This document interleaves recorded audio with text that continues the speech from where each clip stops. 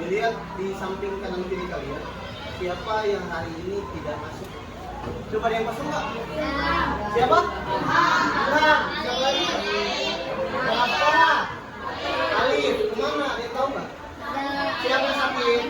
Alif pulang sakit. Iya. Oh berarti Alif izin. Ilham sakit. Bapak juga sakit. Oke, berarti yang nggak masuk berapa anak? 3. Oke, semoga yang saat ini berada dalam kelas dalam keadaan sehat walafiat, ya, kemudian dalam keadaan tetap semangat dan bahagia selalu. Oke, sebelum kita mulai pembelajaran, alangkah baiknya kita berdoa terlebih dahulu, mungkin dipimpin oleh wakil ketua kelas, mungkin Faiz boleh dipimpin terlebih dahulu.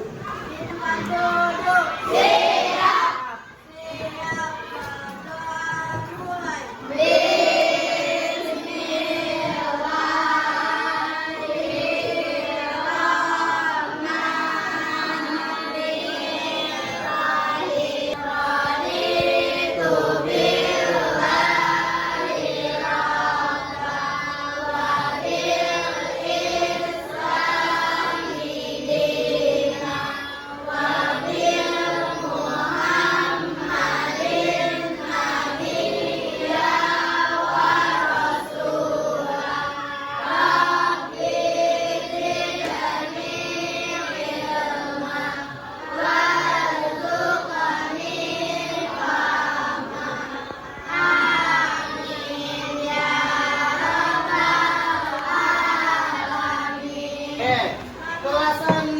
Siap. Siswa kelas 6 apa kabarnya? Baik. Siapkah kalian untuk belajar? Siap. Semangat semuanya, dengar sesama siswa kelas 6 semuanya. Hebat. Kapali bagaimana kabarnya? Baik. Siapkah ajari kita semua? Siap. Kami siap belajar dan bersungguh-sungguh. Kami fokus, kami bisa dan kami paham. Oke, tepuk tangan dulu.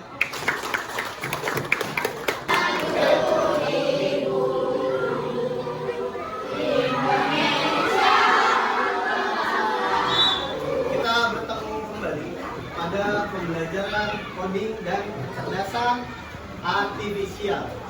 Oke, pada kesempatan kali ini kita akan belajar tentang berpikir komputasional. Ya, berpikir komputasional. Sebelumnya Bapak ingin bertanya, siapa yang di rumahnya pernah membantu ayah dan ibunya memasak mie instan? Oke, semuanya pernah. Coba siapa yang bisa menyebutkan langkah-langkah membuat mie instan dari awal sampai akhir? Azam, silakan coba kamu sebutkan langkah-langkah membuat mie instan dari awal sampai akhir. Siapkan panci. Siapkan panci, kemudian Isi air. Nyalakan kompor sampai airnya mendidih. Oke, terus Kemudian diaduk, tumpah minyak, tumpah mie, tumpah minyaknya, dididih. terus tinggal diaduk. Oke. Itu tadi adalah tahapan membuat mie instan. Oke, mungkin di kelas ini dari kalian ada yang caranya berbeda. Pak, saya biasanya sebelum masukin ini saya masukin bumbunya dulu, Pak. Saya siapin bumbunya dulu. Ada yang, Pak, kalau saya udah pasti pakai telur, Pak. Jadi habis ini saya masukin telur. Ya, banyak contoh. Kita lanjutkan pembelajaran kita, yaitu tentang berpikir komputasional. Kita lihat tujuan pembelajaran ini.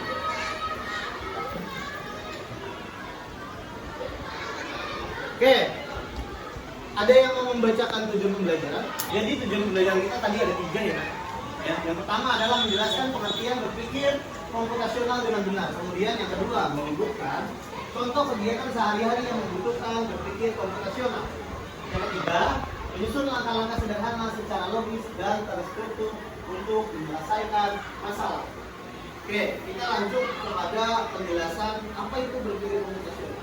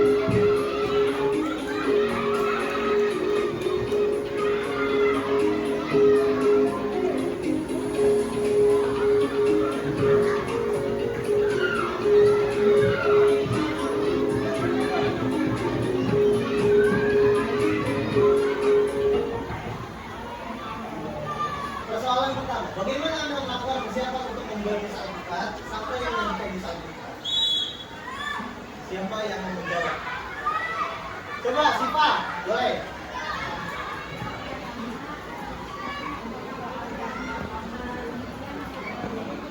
Oke.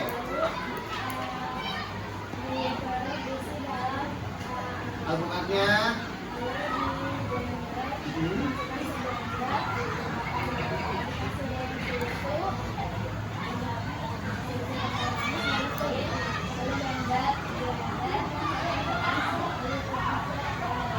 Oke, betul.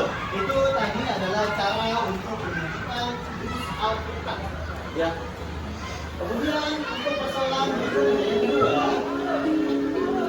coba Bapak minta yang laki-laki bagaimana rianya melakukan persiapan mencuci pakaian sampai pakaiannya kering dengan menggunakan mesin cuci.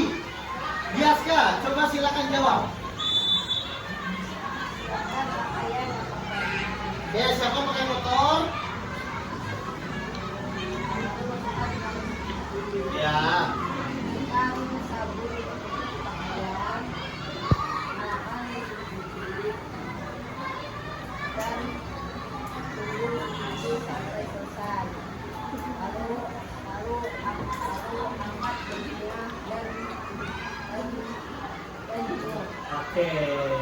Oke, terima kasih dia. Misalnya langkah-langkah menuju ke sekolah.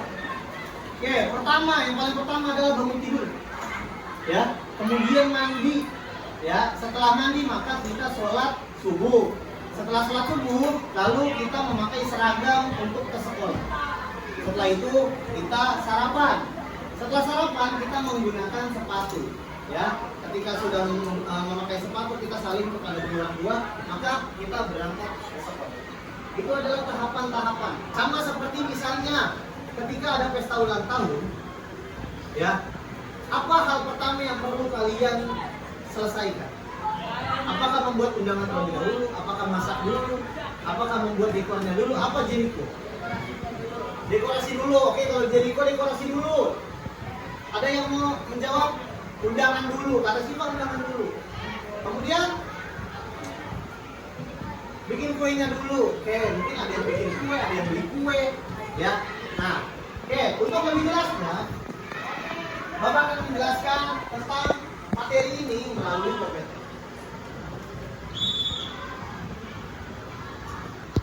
Kamu ingin membuat es teh manis, apa saja yang kamu lakukan terlebih dahulu?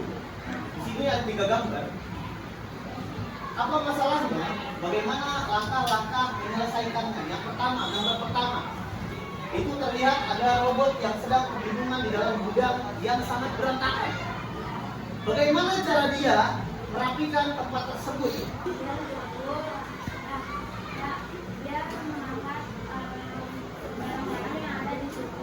Ya, kalau kira-kira di gambar ini robotnya langsung kepel bisa nggak?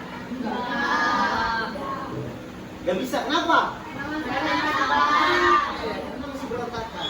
Langkah yang paling tepat adalah bisa dipindahkan dulu barang-barang, kemudian disapu untuk sampah-sampahnya, kemudian ditata barang-barangnya lalu bisa dibuat. Nah, kemudian yang kedua ada cara membuat jus. Oke, tadi sudah disampaikan. Ada pertanyaan tentang bagaimana cara membuat jus alpukat, sudah dijawab juga.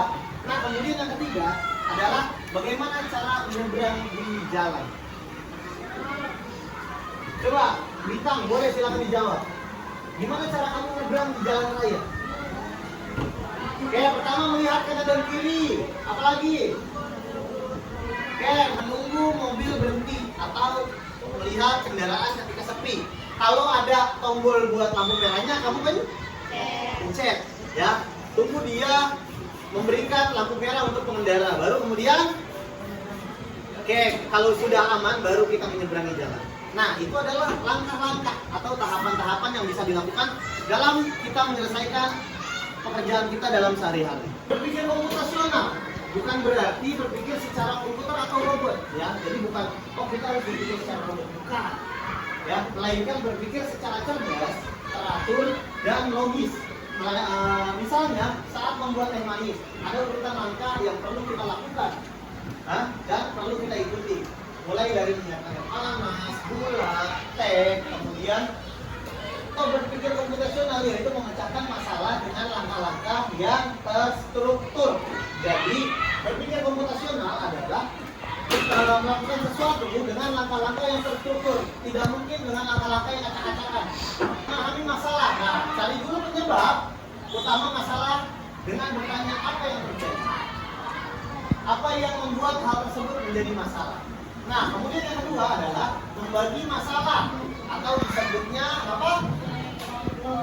Dekomposisi.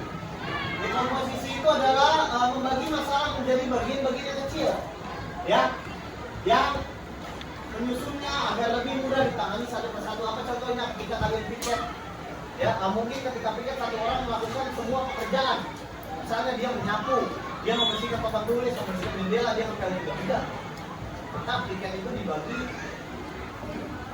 seperti dekomposisi, ya. Kamu dibagi menjadi bagian-bagian. Jadi dalam satu hari dibagi beberapa orang. Nah, jadi tugasnya semakin cepat dan mudah. Kemudian ada mencari pola masalah atau pengenalan pola. Kita harus menemukan pola masalah dengan bertanya apakah masalah ini mirip dengan masalah yang pernah saya hadapi sebelumnya. Ya. Nah, kemudian yang keempat adalah memilah informasi penting masalah atau abstraksi. Pilah dan fokuslah pada informasi penting untuk menyelesaikan masalah dan abaikan hal yang tidak berkaitan. Jadi ketika kita melakukan memilih informasi yang penting atau abstraksi, kamu harus fokus kepada masalahnya. Jangan fokus kepada yang bukan menjadi masalahnya. Ya. Oke, tadi seperti halnya ketika kamu masak mie, kamu hanya perlu memikirkan gimana langkahnya supaya mie ini dari mentah jadi tanpa harus berpikir ini api gimana cara bisa nyala ya? Siapa yang nemuin api? Tidak seperti itu, ya. Jadi kamu harus fokus kepada apanya? Ya, atau kepada masalahnya. Nah, kemudian menyusun langkah penyelesaian masalah atau berpikir algoritmis. Buatlah solusi langkah demi langkah seperti menyusun resep, ya. Yang membuat resep itu nggak bisa sembarangan, maka dia harus ditulis secara detail dan rinci. Evaluasi keberhasilan solusi tersebut dan perbaiki jika masih ada kesalahan. Ya, ini perlu dievaluasi. Komposisi dapat digunakan dalam kehidupan sehari-hari dan tentunya sangat membantu. Misalnya saat membuat roti isi telur ceplok, kita mulai dengan menyiapkan alat dan bahan. Ya, lalu mengocok dan menggoreng telur, menyiapkan roti dan menyusun isinya. Dengan membagi tugas menjadi langkah-langkah kecil, membuat sarapan menjadi lebih mudah dan menyenangkan. Ini menjelaskan cara membuat telur dadar kepada temannya. Tetapi Dimas hanya boleh menyebutkan 3 langkah utama saja. Bantu Dimas menyelesaikan yang pertama, tuliskan 3 langkah penting membuat telur dadar. Coba kelompok sana, Bapak mau coba baca. 3 langkah penting dalam membuat telur dadar. Oke, siapkan pertama panci, kemudian 3 langkah doang loh. Kamu kok boleh pikir 3? Satu dulu, yang satu apa? Siapkan panci.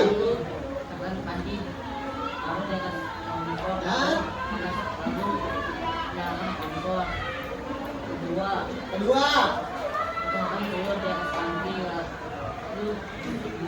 Telur dadar. Telur dadar tadi taruh telurnya di atas panci.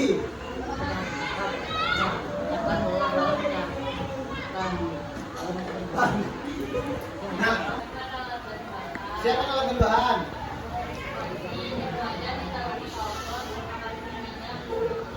Oke, kemudian nyalakan api.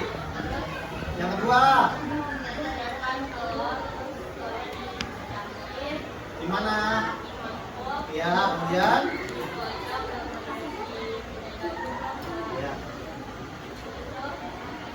Apa lagi yang terakhir? Oke, itu tadi 3 langkah penting. Beri tepuk tangan terlebih dahulu.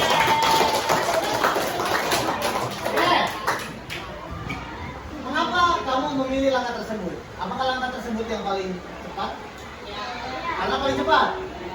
Oke, kan biasanya ada, Pak, biasanya sih kalau bikin telur dadar pakai cabai dulu, Pak, pakai bawang dulu. Itu menurut kamu berarti lebih cepat yang tadi? Oke. Oke, dari pertanyaan yang kedua, kenapa kamu memilih langkah tersebut? Sudah dipastikan bahwa dengan memilih langkah tersebut itu adalah cara paling simpel dan efektif dalam memasak telur. Kita bagi sesuai kelompok. Ini memasak nasi, ya. Kemudian kalian menanam kacang hijau, kalian membuat jus mangga, kemudian kelompok sana membereskan kelas berangkatan yang di sana masak nasi goreng. Oke, silakan didiskusikan. Ya, di sini ada kuis yang bisa kalian jawab. Oke, Bapak minta yang mau jawab angkat tangan. Kemudian menyebutkan jawabannya. Oke, Bapak Guru ingin membuat acara pentas seni di sekolah. Agar acara ini berjalan lancar, langkah pertama yang perlu dilakukan adalah angkat tangan. Apa? A. Menentukan tema, membuat undangan, menyusun jadwal, dan menyiapkan panggung. Oke, kita cek jawaban A. Oke. Nah, kemudian saat membuat peta sekolah untuk tugas kelas, informasi apa yang paling penting untuk ditampilkan? Pais. Posisi ruang kelas, perpustakaan, kantin, dan lapangan. B. Posisi ruang kelas, perpustakaan, kantin, dan lapangan. Coba kita cek. Oke, betul. Menyiapkan gelas dan air panas. Menyiapkan kerja peserta didik yang dikerjakan per kelompok. Ya. Jadi ada 2 KPD yang perlu kalian kerjakan bersama-sama. Ini nanti silakan kalian gunting dan kalian tempel pada bagian yang benar.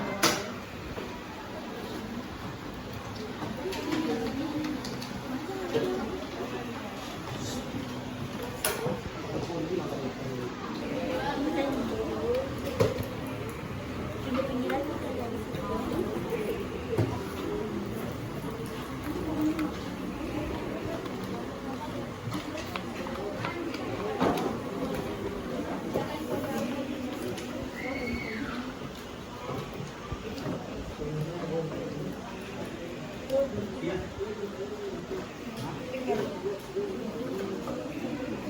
Nah, ini kelompok 1, 2, 3, 4, 5 ya. 1, 2, 3, 4, 2. Pegangin dong. Itu langkah-langkahnya apa nah? Nanti aku pegang ini. Ini potong kayak gini kan ya? Iya.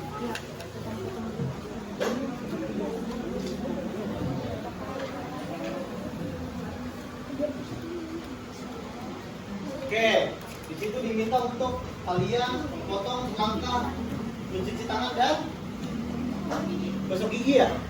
Nah, silakan kamu tempel sesuai dengan urutannya.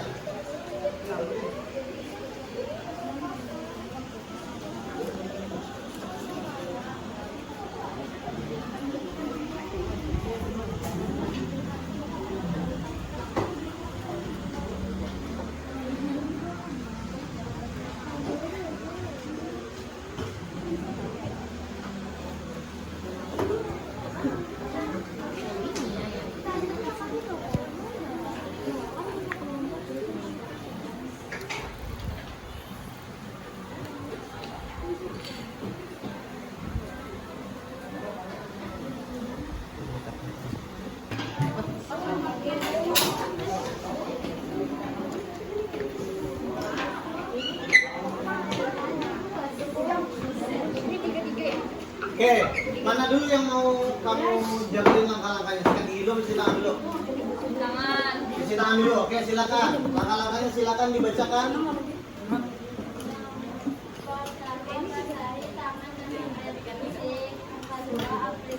Aplikasikan sabun ke seluruh tangan.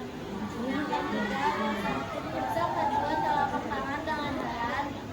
Yang keempat, fokus pada area sela-sela jari. Yang kelima, bilas tangan dengan air mengalir. Yang keenam, lalu keringkan tangan Anda dengan cakaran bersih.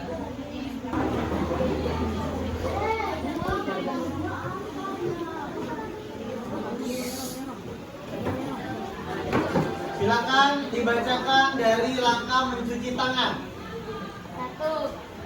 Cuci tangan dengan air bersih. 2. Aplikasikan sabun ke saluran tangan. 3. Gosok kedua telapak tangan dengan erat. 4. Fokus pada area sela-sela jari. 5. Bilas tangan dengan air jernih mengalir. Lalu mengeringkan tangan Anda sekarang bersih. Selanjutnya adalah langkah sikat gigi. Pertama, ambil pasta gigi dan sikat gigi. Kedua, sikat dengan gerakan naik turun. Ketiga, sikat permukaan gigi bawah. Keempat, sikat permukaan gigi atas. Kelima, gunakan gerakan memutar. Keenam, bersihkan bagian lidah. 7, berkumur dengan air.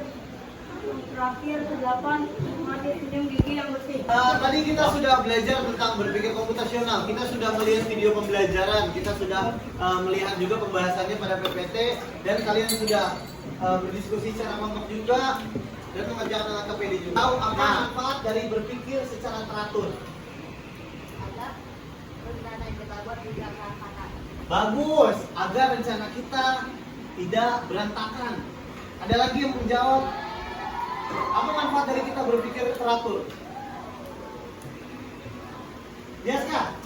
Masalah akan segera cepat terselesaikan. Masalah jadi cepat terselesaikan. Apa lagi? Ada lagi? Oke, tadi dua itu sudah menjawab.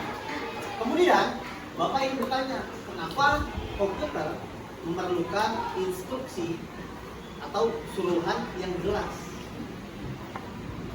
Kenapa? Ada yang tahu nggak? Kenapa komputer memerlukan instruksi yang jelas? Ada yang tahu? Oke, sekarang kalau manusia saja ketika melakukan sesuatu tanpa urutan yang jelas, kalian bingung nggak? Sama dengan mengoperasikan komputer. Ya, sekarang itu sudah ada AI. Dalam penggunaannya harus menggunakan instruksi yang jelas dan teratur. Ya, jadi nggak bisa salah-salah. Begitupun pekerjaan kita semua. Kita bisa menggunakan langkah-langkah berpikir komputasional. Ya, kita bisa menyelesaikan PR. Kita bisa menggunakan gimana langkah-langkahnya. Kemudian menggariskan balik, kita semuanya bisa kita lakukan. Oke, dengan yang tadi sudah kita pelajari. Oke, berikutnya di sini ada kesimpulan. Silakan dibacakan yang kencang, Viola. Kesimpulan berpikir komputasional adalah cara berpikir yang cerdas, teratur, dan logis untuk menyelesaikan masalah yang rumit. Pemecahan masalah arti mencari cara terbaik untuk menyelesaikan suatu kesulitan atau tantangan. Masalah dapat diselesaikan melalui dekomposisi, pengenalan pola, abstraksi, dan berpikir algoritmis. Oke, tadi ada 3 kesimpulan yang sudah dibacakan oleh Viola. Oke, jadi pada kesempatan kali ini kita alhamdulillah sudah belajar tentang berpikir komputasional, yang mana pada bagiannya itu ada dekomposisi. Kemudian apa itu dekomposisi? Tadi yang membagi suatu masalah besar menjadi masalah-masalah kecil supaya cepat terselesaikan. Betul. Kemudian ada pengenalan pola, ada abstraksi, dan juga berpikir algoritmis. Ya. Nah, dalam kehidupan sehari-hari pun kita perlu menggunakan ini. Ya, untuk apapun. Banyak hal yang bisa kita lakukan dengan cara ini. Ya, contohnya tadi kita membuat apapun bisa dengan kita urutkan langkah-langkahnya. Jangan sampai ada langkah yang memang ketinggalan atau memang kita longkap. Ya, itu bisa mengacaukan apa yang akan kita kerjakan. Alhamdulillah, telah selesai materi kita pada hari ini tentang berpikir komputasional. Sebelum kita akhiri, kita tutup dengan membaca doa kafaratul majlis. Subhanallah.